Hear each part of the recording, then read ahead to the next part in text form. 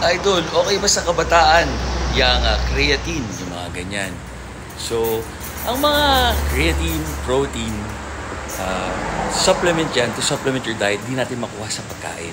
13 years old ka, wala ka pang 18, hindi pa ganun ka-develop yung hormones mo, yung katawan mo. So, sana, as much as possible, sa whole foods mo na lang kainin. Hindi rin naman malalaki yung katawan mo kung hindi ka nag-workout eh. Kailangan mo mag-workout. Kasi ang creatine, hindi lang siya para sa hydration sa loob ng muscle para lumaki. Nakakatulong rin siya sa brain function. Lalo na sa mga taong napapagok or yun, basta for the brain. So maraming studies na nakakatulong ang creatine and protein. Nakakuha naman siya sa food. Ang creatine lang, kailangan maraming steak. So, yun pwede. At least 5 grams a day. Hindi na mahalaga kung kailan kasi napupuno yung stores. Basta everyday i-take mo yung creatine. Tapos whole foods natin kunin sa diet. Tama kayo, mali ako, not your doctor. Do what works for you. Happy, healthy guys. Sana makatulong.